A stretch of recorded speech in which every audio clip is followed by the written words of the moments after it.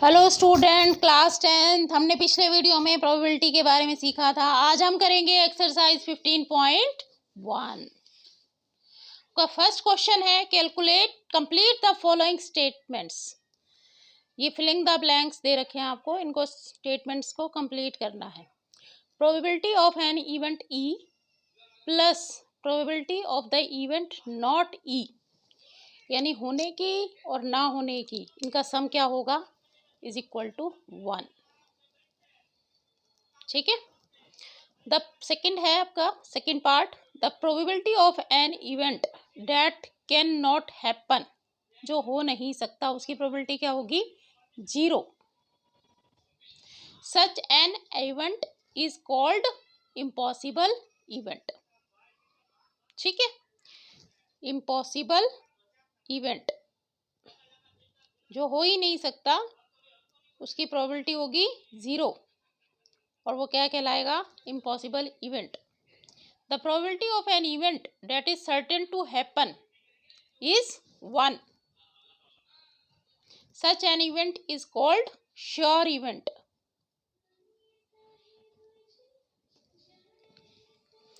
The sum of the probability of all the elementary events of an experiment is 1। जितने भी उसके elementary events हैं उन सब का अगर हम सम करें तो वो क्या होगा 1। The probability of an event is greater than और इक्वल टू 0 और लेस देन और इक्वल टू 1। ये सारी चीजें मैंने बता दी थी, फिर भी मैंने एक बार बता दिया। ये हो गया आपका क्वेश्चन नंबर 1 कंप्लीट। यानी probability of an event is greater than 0 और इक्वल टू 0 और लेस देन और इक्वल टू 1 की जो प्रोबेबिलिटी है आपकी वो 0 से 1 के बीच में लाई करती है। Question number 2, which of the following experiment have equally likely outcome, explain. Equally likely outcome क्या होते हैं? इक्वली लाइकली आउटकम मैंने आपको बताया था कि जिनके होने की प्रोबेबिलिटी सेम हो, इक्वल हो। ठीक है, जिनके होने की प्रोबेबिलिटी सेम हो कि या तो वो होगा, हम पहले से नहीं पता लगा सकते कि हमारा आउटकम क्या होगा वो। फर्स्ट पार्ट है आपका, a driver attempts to start a car, the car starts और डज नॉट स्टार्ट। क्या ये इक्वली लाइकली है? नो, ये इक्वली लाइकली नहीं है। क्यों नहीं है? कि मोस्टली एक कार जो है वो स्टार्ट हो ही जाती है, और अगर वो खराब है तो वो स्टार्ट नहीं होगी। यानी ऐसा नहीं होगा कि आपने कार निकाली और आप देखते हो कि कभी तो वो स्टार्ट हो रही है, कभी स्टार्ट नहीं हो रही है। ठीक है, तो ये इक्वली लाइकली नहीं है। अगर एक अच्छी कार है तो वो स्टार्ट हो जाएगी, और अगर कार आपकी खराब है, बेकार है, तो वो स्टार्ट नहीं होगी। ओके, आगे समझ में। नेक्स्ट आपका है, a player attempts to shoot a basketball, he shoots और मिसेस द शॉट। यहाँ भी वही बात है कि अगर प्लेयर अच्छा है तो वो शूट कर देगा, और प्लेयर बेकार है तो वो मिस कर देगा उसको। मतलब मोस्टली प्लेयर्स का ट्रैक रिकॉर्ड होता है कि वो उसको शूट करे या मिस करे। ठीक है। A trial is made to answer a true false question. The answer is right or wrong.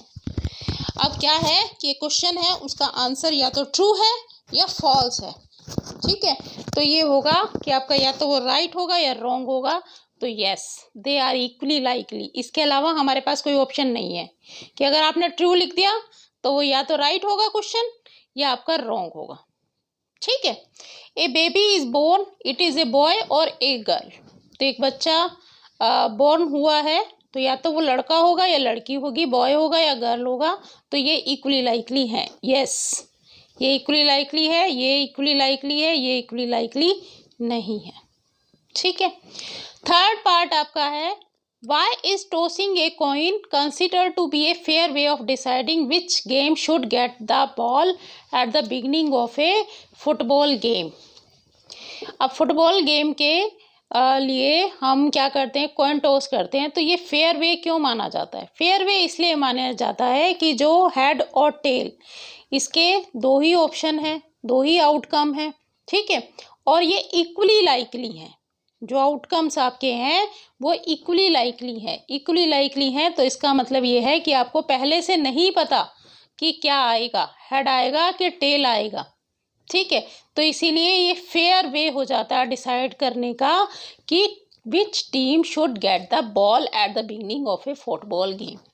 Football ही क्यों, क्रिकेट में भी आपने देखा होगा कि कॉइन टॉस होता है। क्यों? This is a fair way of deciding, क्योंकि जो इसके दोनों आउटकम हैं, हेड और टेल, ये इक्वली लाइकली हैं। जब भी आप कॉइन टॉस करेंगे तो आपको नहीं पता कि क्या आएगा, हेड आएगा कि टेल आएगा, ठीक है, बिकॉज हेड एंड टेल या both of its outcome are equally likely, ठीक है। फोर्थ पार्ट आपका है which of the following can not be the probability of an event, कि इनमें से कौन सी जो है वो किसी इवेंट की प्रोबेबिलिटी नहीं हो सकती। तो आपको मैंने बताया था कि जो प्रोबेबिलिटी की रेंज है वो लाई करती है 0 से 1 के बीच में, 0 से 1 के बीच में। Probability can never be negative, probability can never be -1 -2, also probability can never be 1 तो हो सकता है 2 3 4 5 एंड सो ऑन, यानी 1 से बड़ी नहीं हो सकती और 0 से छोटी नहीं हो सकती। तो यहाँ पर 2/3 आपको पता है ये 0 से 1 के बीच में लाई करता है, तो yes it can be possible. -1.5 ये आपको बता दिया कि ये नहीं पॉसिबल, नॉट पॉसिबल। क्यों? Probability can never be negative, probability can never be negative. अब 15% है ये, 15%, तो इसको आप लिखेंगे क्या, 15/100, और ये हो गया आपके पास 0.15। अब 0.15 जो है आपका 0 से 1 के बीच में लाई करता है, 0 से 1 के बीच में लाई करता है, तो इसीलिए ये क्या हो गया, ये यस पॉसिबल। नेक्स्ट है 0.7, इट इज़ ऑल्सो पॉसिबल, ठीक है। हो गया क्वेश्चन नंबर 4 क्लियर। ये 0 से 1 के बीच में जो भी आपकी प्रोबेबिलिटी होगी वो पॉसिबल है। 0 से छोटी, 0 less than 0 and greater than 1 is not possible, ठीक है। फिफ्थ क्वेश्चन है if P E is equal to 0.05 what is the probability of not E. देखिए इधर पी ई क्या है आपका 0.5, P not E is equal to 1 minus 0.05 है, 0.5। तो ये आपका जब हम माइनस करते हैं 1 में से तो इस तरीके से पॉइंट लगा दीजिए, और ये क्या आ गया 0.95, ठीक है। P E is equal to 0.05, तो P not E is equal to 1 minus 0.05 is equal to 0.95, ठीक है। Question number 6, a bag contains lemon flavour candy only. Malli takes out one candy without looking into the bag. What is the probability that she takes out an orange flavor candy? अब आप देखिए एक bag है आपके पास और उसमें क्या है, लेमन फ्लेवर कैंडी है, और मालनी एक लड़की है वो एक कैंडी निकालती है बिना उसमें से बैग में से देखे, तो क्या होगा, क्या ऑरेंज फ्लेवर कैंडी निकलेगी? नहीं निकलेगी। चाहे आप 100 टाइम्स निकाल दीजिए ऑरेंज फ्लेवर कैंडी नहीं निकलेगी। क्यों नहीं निकलेगी? जो चीज़ है नहीं वो आएगी कैसे आपके पास। तो she takes out an orange flavour candy, इसकी प्रोबेबिलिटी क्या होगी 0। ये लेमन फ्लेवर कैंडी, अब क्योंकि सारी बैग में लेमन फ्लेवर है, चाहे वो देख के निकाले चाहे बिना देखे निकाले, सारी कौन सी निकलेंगी, लेमन फ्लेवर कैंडी, और ये हो गया आपका श्योर इवेंट, तो इसकी प्रोबेबिलिटी हो गई 1। Thank you, have a nice day.